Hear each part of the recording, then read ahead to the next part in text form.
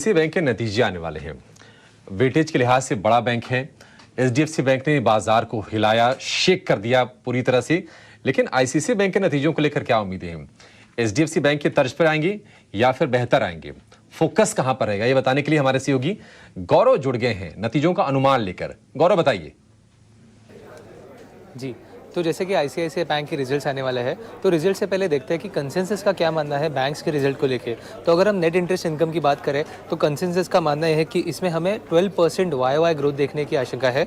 अगर हम पैट की बात करें, तो वहाँ पे हमें 20% ग्रोथ देखने की आशंका है ऑन अ YOY बेसिस, क्योंकि कंसेंसस का मानना यह है कि कहीं पे प्रोविजन जो है वो इस क्वार्टर में कम रहेंगे ICICI बैंक के लिए।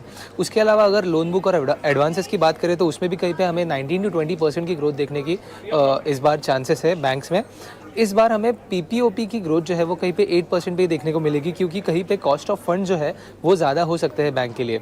उसके अलावा अगर कासा रेशो की बात करें, तो कासा रेशो भी कहीं पे बैंक के लिए कम होने की आशंका है।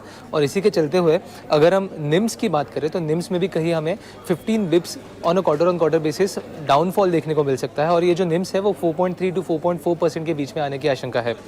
उसके अलावा अगर एसेट क्वालिटी की बात करें, तो क्रेडिट कॉस्ट और स्लिपेजेस जो है वो कहीं पे हेल्दी रहने की काफ़ी चांसेस है। और कंसेंसस का भी यही मानना है कि एसेट क्वालिटी में कहीं भी ICICI बैंक को इस क्वार्टर में प्रॉब्लम नहीं आएगा।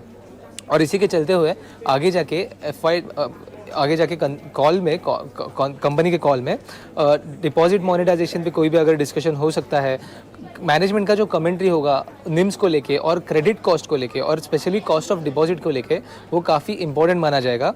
और उसके अलावा FY24 में मैनेजमेंट का मानना ये था कि भले निम्स में कहीं पे क्वार्टरली फॉल देखने को मिल सकता है, बट FY23 के लेवल्स पे ही निम्स रहेंगे। तो उसके ऊपर कोई भी कमेंट्री जो रहेगी वो काफ़ी क्रूशियल रहेगी इस बार ICICI की कमेंट्री में। ठीक है गौरव, आप हमारे साथ बने रहिए। आपसे ये भी समझेंगे कि कोटक बैंक के नतीजे कैसे आएंगी।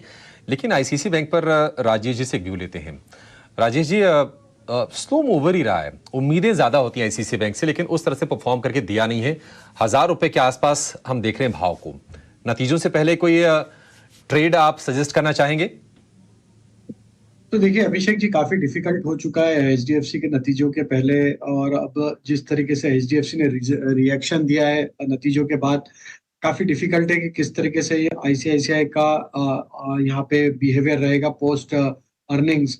तो हमें लगता है जो ट्रेड अगर यहाँ करना भी है तो डायरेक्ट बाय करने की सलाह नहीं देंगे, ऑप्शंस के थ्रू ही ट्रेड करें, जहाँ पे आपकी लिमिटेड रिस्क रहेगी। हालांकि स्ट्रक्चर तो बुलिश है, और हमें लगता है कि अगर नतीजे थोड़े भी ठीक रहे या मार्केट को कोई ऐसा नेगेटिव सरप्राइज ना मिला, तो हमें लगता है थोड़ा पॉजिटिव साइड का ही मूव बनते हुए दिखेगा। और तो हम यहाँ पे सजेस्ट करेंगे कि 1000 की कॉल ऑप्शन जो कि करीब 21 रुपए के आसपास ट्रेड करी, इसको बाय कर ले।